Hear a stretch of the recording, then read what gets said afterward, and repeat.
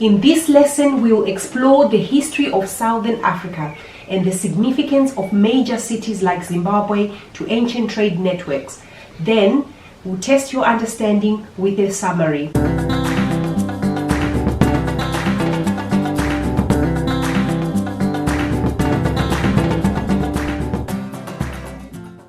Hello and welcome to today's edition of Africa Day. I am your host, Tendai Pilatwe.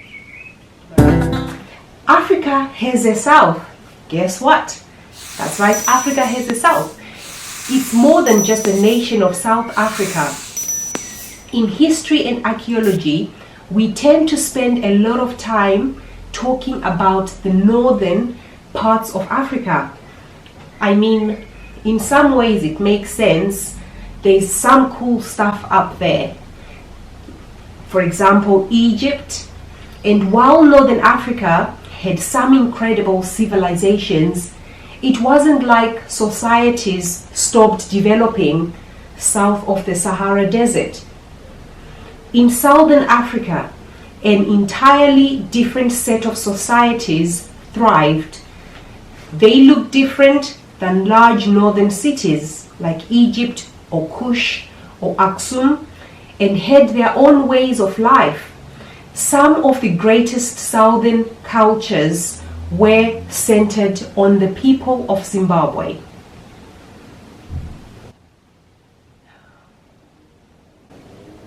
The Kingdom of Zimbabwe was one of the greatest civilizations during the Iron Age of Southern Africa. Zimbabwe was a descendant of another Southern African culture, the Kingdom of Mapungubwe. This was the first major civilization of Southern Africa, which rose around 1075, most likely in response to increased demand for the trade items of the region. Mapungubwe was the first known culture in Southern Africa to have a class-based society with low-level farmers, middle-class administrators, and high-class nobility. They also introduced advanced stonework to the region and built stone walls around their buildings. In the 13th century, rulers from Mapungubwe moved to the Zimbabwe Plateau and founded the Kingdom of Zimbabwe. For the next 200 years, the Kingdom of Zimbabwe was a dominant power in Southern Africa. They incorporated over 150 cities as tributaries, meaning the cities paid taxes to the king. The Zimbabwe were a lot like the Mapungubwe. They had a strict class system where talented stonemasons and participated in the trade economies of Africa. However, where Mapungubwe had been a participant in trade, Zimbabwe dominated the market in Southern Africa. At the time, several cities had grown along the east coast of Africa. These cities, called trading cities because their economies were almost entirely dependent on trade, facilitated the incredible, lucrative international exchange that ran through the Northern Africa. Since they were near the intersection of the Mediterranean, Arabian, and Red Seas, these ports were able to access trade routes that connected to Rome, Persia, India, and even China. Additionally, they traded the valuable products of Africa, most notably gold and ivory. These products came from the interior of Africa, and Zimbabwe controlled that market. By trading African gold and ivory to the northeastern ports, Zimbabwe became incredibly wealthy, and products from as far as Arabia and Asia could be found in Zimbabwe courts. Around 1430, a Zimbabwean prince named Nyatsimba Mutota sailed north to find salt mines and conquered enough territory that he started the kingdom of Mutapa.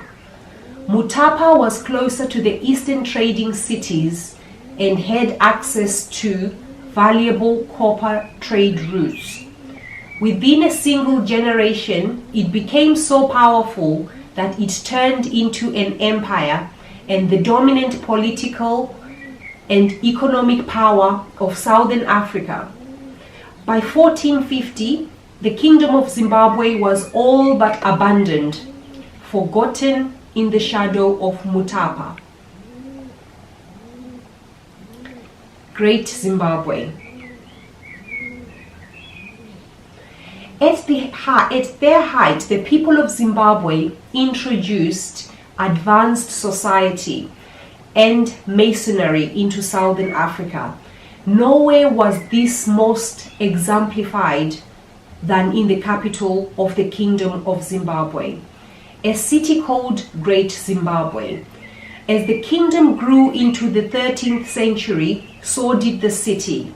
It was a powerful economic center that regulated the gold and ivory trade with partners across the world, spanning over 170,000 acres and housing up to 18,000 people, easily making it one of the largest ancient cities of Southern Africa. The city of Great Zimbabwe predates the Kingdom of Zimbabwe, and local people may have first started building back in the 11th century, 200 years before it became the center of the new kingdom. One of the things that made Great Zimbabwe so remarkable was its stone masonry. Stonework was not overly common in Southern Africa. Only Mapungubwe seems to really have rallied on stone architecture. Before Great Zimbabwe is full of stone buildings, including houses, temples, defenses, and possibly even observatories for watching the stars. One edifice called the Great Enclosure features stone walls that stretched up 36 feet tall and 820 feet long, easily making it the largest structure of ancient Southern Africa. To make them even more impressive, the mighty stone structures of Great Zimbabwe were made without mortar. Mortar is a substance that is used to hold stones in a wall together. To construct buildings without mortar, the stones have to be very precisely cut and perfectly shaped so that they can fit together naturally and will not budge. After Great Zimbabwe was abandoned with the rest of the kingdom, the city fell into ruins, leaving behind only the remains of the great stone buildings. Lesson summary. Let's summarize what we've learned. Southern Africa has an incredible history of its own, complete with complex societies that lived by their own set of rules. In ancient times, one of the greatest of these civilizations was the Kingdom of Zimbabwe. Zimbabwe was founded by the rulers of another ancient kingdom, Mapungubwe, which was probably the first culture in Southern Africa to use class system based social structure, and one of the first to really use stone architecture. Zimbabwe built upon these traditions and developed complex civilization, that focused on mediating trade, while the northern cities facilitated trade routes between the Mediterranean, Red, and the Arabian Seas. Zimbabwe controlled the access to the highly desired African ivory and gold markets. With these products, Zimbabwe was involved in trade networks that stretched into Persia, India, and even China.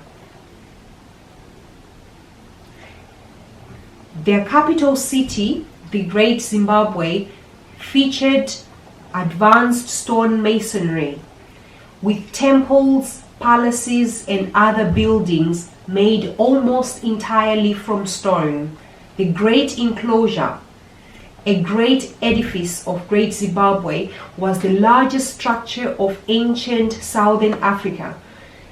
Zimbabwean structures were built without mortar, a substance to hold uneven stones together.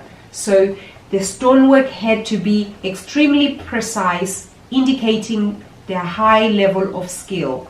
Eventually, Zimbabwe was replaced by an even more powerful southern trading center called Mutapa, and the kingdom of Mutapa was abandoned in the 15th century.